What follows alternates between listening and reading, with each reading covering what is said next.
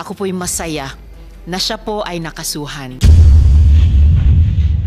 But it seems that Alice Guo is only the tip of an iceberg.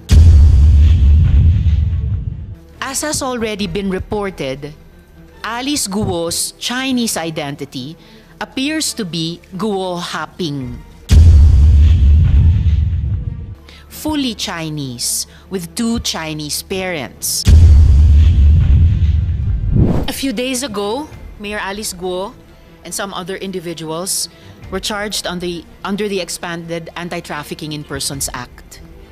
Ako po'y masaya na siya po ay nakasuhan. At nakasuhan sa ilalim ng isang batas na pinanganak din nitong komite, the Committee on Women, Children, Family Relations, and Gender Equality. But it seems that Alice Guo is only the tip of an iceberg. Kung tamang binahagi sa amin na intelligence information noong executive session a few weeks ago at kanina lamang din, this committee hearing is in the process of uncovering a deep and deadly web of bad actors involving international criminal syndicates, local and national politicians, and perhaps malevolent elements of a foreign state. Nakakalula ang impormasyon na aming natatanggap. Kaya sa palagay ko po ay mahalaga na ibalangkas ng maayos.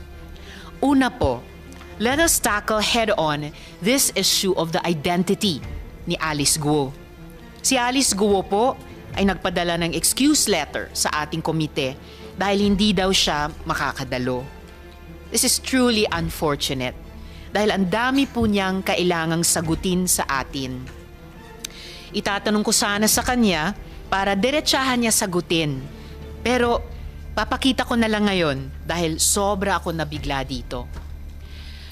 As has already been reported, Alice Guo's Chinese identity appears to be Guo Haping, fully Chinese with 2 Chinese parents.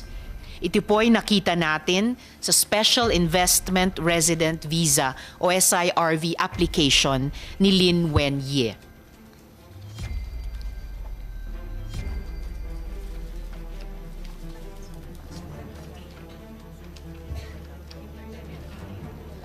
Okay, naglalag yung internet natin. I'll proceed. I wrote to the NBI to request the biometrics data of both Guo Haping and Alice Guo, looking to compare their fingerprints. Atin pong nakuha ang kanilang fingerprints at sa kasalukuyan ay ito ay ina-analyze. Ngunit po, salamat sa maagap na tugon ng bagong NBI Director, Jaime Santiago, nakuha din po natin ang impormasyon na may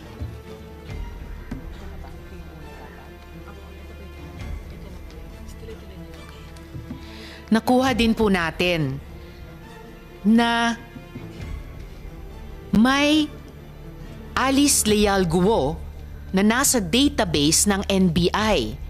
Ito po ang Alice Guo na yon. Friends, I want you all to take a good hard look at this document. Same ang birthday sa birth certificate ni Alice Leal Guo na tumakbong mayor, July 12, 1986. Pareho ang spelling ng pangalan, pero ibang-iba ang mukha. Napakadami ko pong katanungan. Is it a coincidence na may dalawang Alice Leal Guo na pinanganak on July 12, 1986 sa Tarlac? Is it a coincidence that this NBI clearance was applied for just a few days before the date of filing of the delayed registration of birth of the other Alice Leal Guo in Tarlac City? Or is this a case of stolen identity? Has Guo Haping assumed the identity of a Filipino woman and then nearly a decade later run for public office?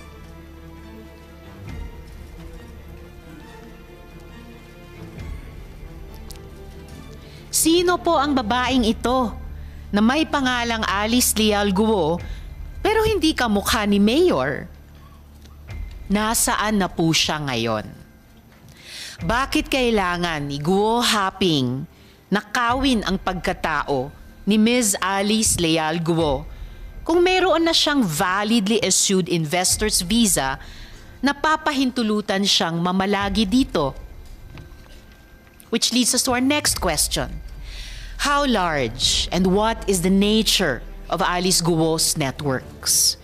May ebidensya na tayong nakita na may link ang Bamban Pogo Hub to Clarkson Valley, isang pogo na atin ang naunang na ocular na mayroong mga video room at mga models para sa love scam. Si Huang Ziyang na incorporator ng Baofu at Pogante ng China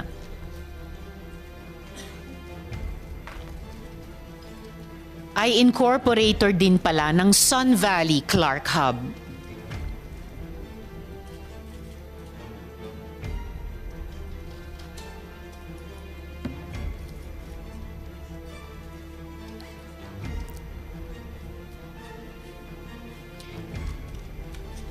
Ayon rin sa ebidensya, konektado ang Hongsheng Gaming Technologies, yung company na ni-raid at pinalitan lang ng Zunyuan Corporation sa Bamban Tarlac. Konektado ang Hongsheng at ang ni-raid ng PAOK na Pogo sa Porac, Pampanga. Paano nangyari yun? Ayon na rin sa mga papeles na nakolekta sa raid, sa pamamagitan yan ni Dennis Cunanan, dating Deputy Director General ng TLRC na may criminal conviction for corruption.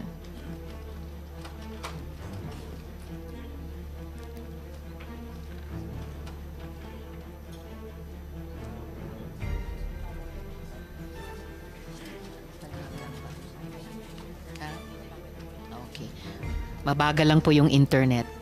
Mas mabilis yata doon sa Pogo Hubs. Malalapit na kaibigan din ni Mayor ang mga ringleader ng Lucky 99 Pogo sa Porac. Ito naman po ang photo mula sa campaign niya kasama si Catherine Cassandra Leong o Cassie Lee na authorized representative in Lucky 9 sa Porac.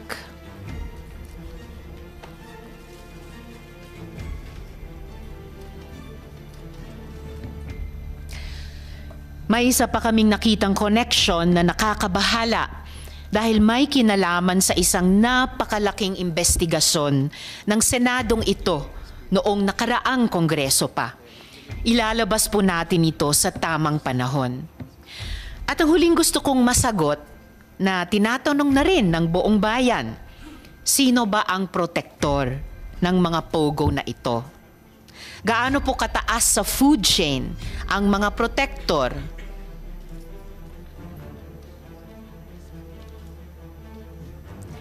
DILG na po ang may sabi.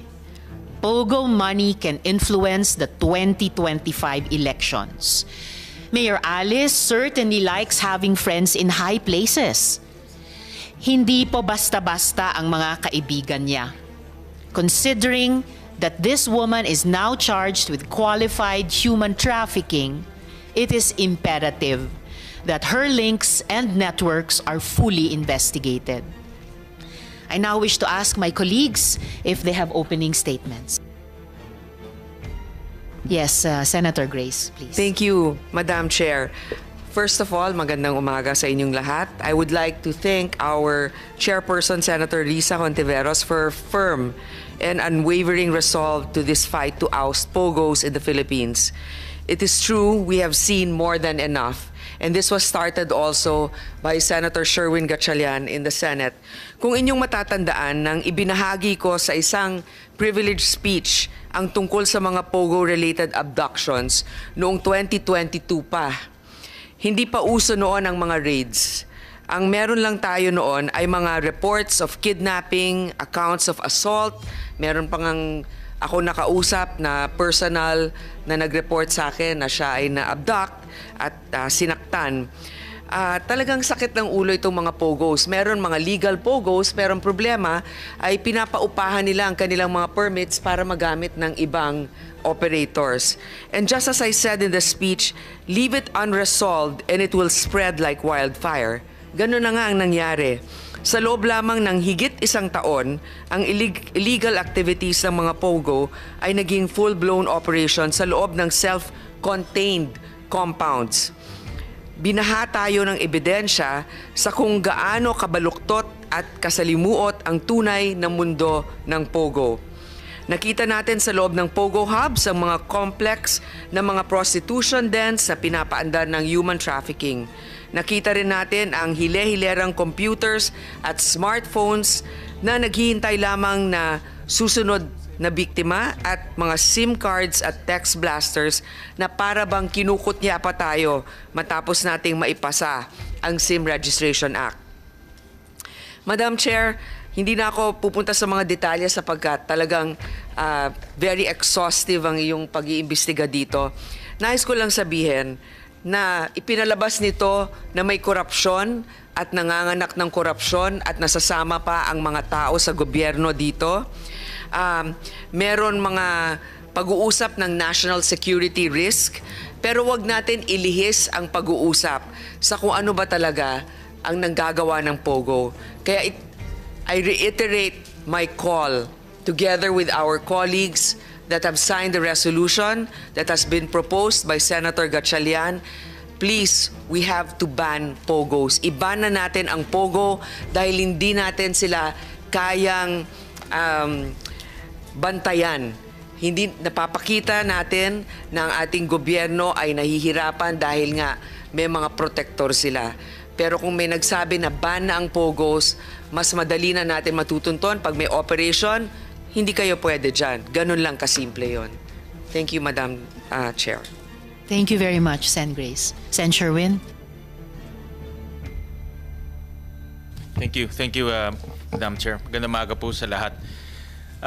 Parang hindi na ho tayo natututo dahil wala pang 6 na buwan, nagkaroon na ng pangalawang raid sa Porac naman. Yung nangyari sa Bamban, March of this year, 2024, nagkaroon ng malaking raid. Nakita natin kung gaano kalaki yung POGO hub na ipinatayo sa Bamban. Nakita rin natin na merong nangyaring human trafficking, merong nangyaring torture, merong nangyaring prostitution. At nakita rin natin may elemento rin ngayon ng mga pagpepeke ng ating identity at pagpepeke ng nationality.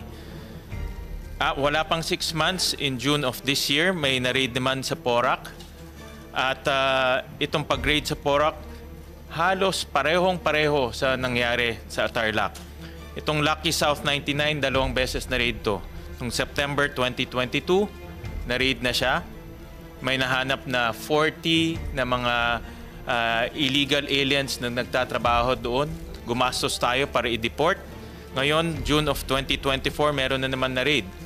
At nung pag-ikot ho namin doon, itong pasilidad, itong POGO hub na ito, hindi pang karaniwang POGO hub. Para sa akin, ito na siguro yung pinakamalaking POGO hub na napuntahan ho natin. Dahil halos ang na-discover yung computers yung 2,300 computers. So ibig sabihin, at any given time, meron silang 2,300 na nagtatrabaho doon. At nakita natin na itong kanilang modus halos parehas. Gumamit sa Tarlac, gumamit sila ng isang bogus land company. Dito rin sa Porac, gumamit rin sila ng mga bogus companies na ang kanilang mga incorporators ay nasa bogus address, hindi alam kung ano ang ginagawa. At nakita rin natin na nagagamit na ngayon yung late registration para daan at makagawa pa na mas maraming krimen dito sa ating bansa. Importante itong late registration kasi nakikita natin na nagiging Pilipino, yun hindi dapat maging Pilipino. At kung naging Pilipino ka, pwede ka nang bumili ng negosyo, pwede ka nang bumili ng lupa, pwede ka nang magtayo ng iba't ibang negosyo, pwede ka nang kumuha ng NBI clearance at pwede ka na rin tumakbo bilang public servant. Kaya mga kasama, paulit-ulit na lang nangyayari ito. Sa Bamban, 2 beses na raid. Dito sa Pampanga, 2 beses rin po na raid. At hindi hihinto itong mga criminal syndicates, itong mga sindikato, dahil ang laki ng perang pumapasok at umiikot. At nakita rin natin na hindi ito dumadaan sa formal channels. Hindi lumalabas to sa kanilang mga income statements. Ito ay pumapasok nang hindi natin nakikita. Ginagamit nila sa pagpapatayo ng mga ganitong Pogo Hub. At ang nakakatakot, nagagamit rin nila ito sa pagsuhol o pagbili ng impluwensya. Kaya dapat na talagang pahintuin itong mga Pogo sa ating bansa dahil ito ang nabibigay daan sa mas marami pang kriminalidad, lalong-lalo na walang katahimikan na nangyayari sa ating bansa. At nananawagan din po ako sa ating mga kasamahan na suportahan itong pagban dahil hindi tatahimik ang ating bansang Pilipinas hanggat nandito sila dahil pumapasok sila, gumagawa ng hindi magaganda at lumalalim na yung kanilang galamay. So maraming salamat, Madam Chair, for hearing this resolution. Thank you. Maraming salamat, Sen. Sherwin. Senator JV. Yes, maraming salamat, Madam Chair. Magandang umaga po sa ating lahat. Una sa lahat, nais kong pasalamatan ang chairperson ng committee ito sa walang sawang tigil na pagdinig sa issue kaugnay ng Pogo operations. Nasimulan pa ng ating kasamahan din na Senator Gatchalian mula nung nakaraang kongreso sa Pogo operation, lalo sa human trafficking at scamming activities. Kaysa po ako ng ating matapang na chairperson sa usaping ito. Ang isa pong nakakabahala na sitwasyon dito sa Pogo operations sa Bamban ay ang katotohanan na ang mismong mayor ng bayan ang sangkot sa mga illegal na operasyon. Mayroon po akong mga resolution, Madam Chair, sa Sangguniang Panlalawigan sa Tarlac, no, mula noong 2021 pa lamang. Nagkaroon po sila ng resolution denouncing the alleged conduct of online gambling and cybercrime operations sa Barangay Anupul sa Bamban, declaring anti-illegal gambling policy of the provincial government of Tarlac. And it was reiterated, Madam Chair, by another Sangguniang Panlalawigan resolution of 2024 reiterating the anti-gambling policy in 2021. So ang nakakabahala dito at nakausap ko rin po ang ating gobernador, Susan Yap, na doon lang po talaga sa Bamban nagkaroon ng Pogo operations. No? Dahil nga po, polisiya ng provincial government ang hindi po nila sinusuportan ang online gaming at gambling operations. So nabahala po ako kasi po kay tulad din ni Senator Gatchalian, ako po ay member ng NPC. Kapartido pala namin si Mayor Alice Goo, no? At gusto ko rin sanang malaman, Madam Chair, kung paano yung kanyang assent to power to local government. Kasi nakakabahala po ito. We can already see that she ran for office para po proteksyonan ang negosyo ng mga Pogo sa Bamban. At siguro kailangan natin malaman yung naging history. Sayang po, wala siya. Siguro if there will be another hearing again, Madam Chair, I suggest we invite also the former mayor na mukhang siya po ang naging susi kung paano nakapasok si Alice Goo bilang sa political scene ng Tarlac, lalo sa Bamban. Nais ko lang pong malaman na yun nga po, na malaman na pag-akyat sa kapangyarihan ni Mayor Alice Goo. Kaya nga po, hopefully we can invite the other persons, the former mayor who I understand siya po ang naging susi dahil po nag-last term ay itinulak si Alice Goo na tumakbo bilang mayor dahil tatakbo po siya. So siguro siya po siguro itong Pogo operations really funded the campaign of both the former mayor and ito si Alice Goo. Kamakailan po, gaya na nabanggit, itiniwalag ng partido ng NPC si Mayor Goo sa pamamagitan ng petisyon na inihain ni Governor Susan Yap. Ang lalawigan ng Tarlac ay isang tahimik, malinis at progresibong probinsya sa pangunguna ng masipag nitong gobernador, ang aming pong kapartido. Ang illegal na Pogo operation sa bayan ng Bamban ay nakakasira hindi lamang sa imaheng ito kundi pati na rin sa mapayapang pamumuhay ng mga mamamayan sa probinsya ng Tarlac. Ang operasyon ng mga pogo sa bansa ay mailalantulad na rin natin sa agresibong presensya at kilos ng mga Chinese sa West Philippine Sea.